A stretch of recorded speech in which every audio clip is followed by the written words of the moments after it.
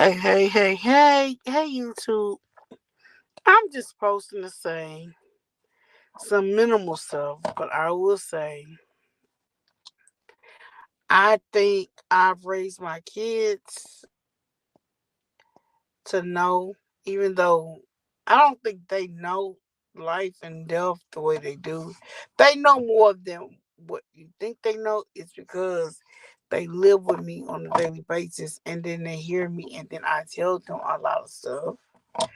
And I do have like things I've already told them things in place that I want. And I think the issue would be them. I want to be cremated. I don't want to the reason why I want to be cremated because there was an issue with the hurricanes and people was popping up off the grave on the red Mississippi River. They never even got the bodies back. So um I was like, I don't want my body to be lingering.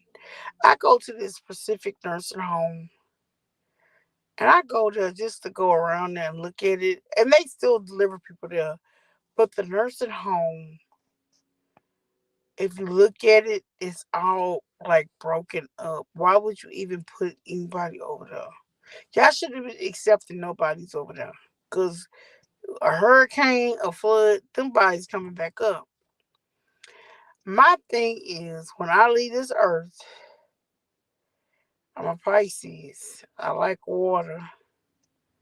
I'm asking for my kids to sprinkle my remains on the water. I do not want them to be on this earth because what I'm about to tell you, it's very ugly, it's very ratchet, and I never want to be in this situation. But when you're in that situation, you're going through a lot of emotions, a lot of feelings. It's very important that you share with your kids or significant other or whatever on what you want for your life.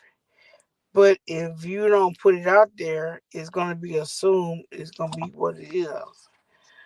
But I've also lost classmates and stuff. But these particular people, and they've been in accidents with them, but they have never been put to death.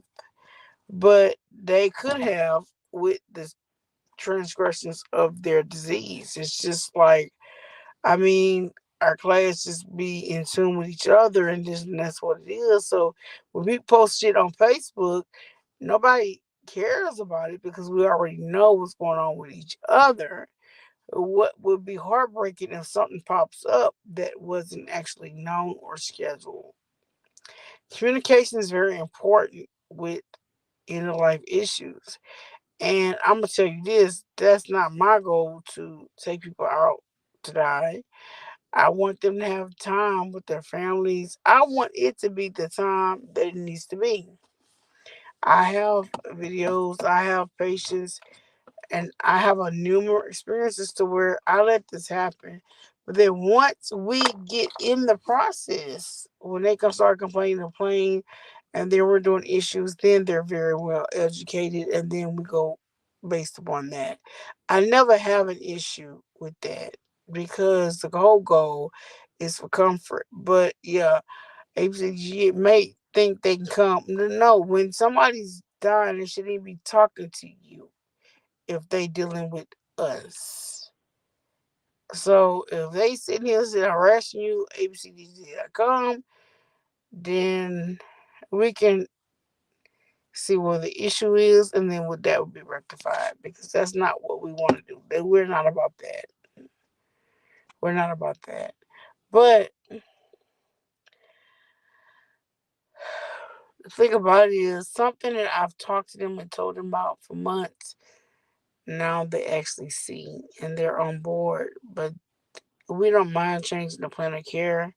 We just make sure everybody is on board. They have that time, and then we're gonna keep moving on to the next level. It's really not that serious. It really is simple shit. when you're dealing with hospice. It's not, nobody wants to keep people here that don't want to be here. Nobody want anybody to suffer here. So it's not that serious. But people try to make it out when they're really truly not. And I always tell people, just like there's a labor when you come in this world, there's a labor when you leave this world. So you don't hold back on medicine, anesthesia, nothing when somebody trying to bring a baby.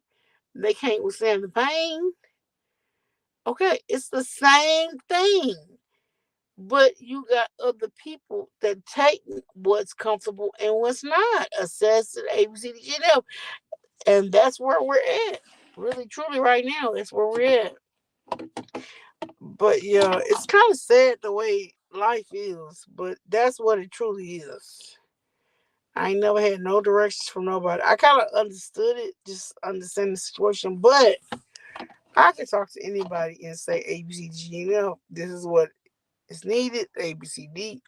You calling me. So that shows me there's some issues. But 9 times out of 10, when you're dying, you're going to have increased pain. You're going to have increased discomfort. It's statistically proven. It's statistically proven.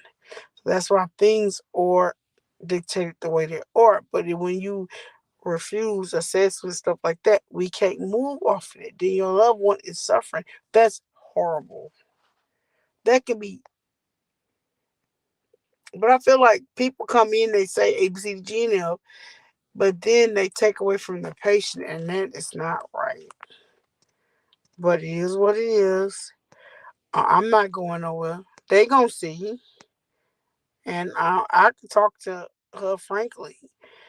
But she love her some. She love her some look like Crocs. I'm just saying. But I mean, it's not even wasn't about that. It's just being ownership, owning what we're doing, what the plan is. Y'all tell me the plan. I'm gonna follow it. It's soon. But don't try to throw people under the bus because somebody going through a disease process. That's my issue. And I'm gonna leave it at that. I'm gonna talk about it later. I'm sure there's gonna be some other stuff going on with it. But either way, the patient is comfortable and we're gonna leave it at that. Love y'all. We out of here. Peace. Peace. Hey Glow Glow. Peace.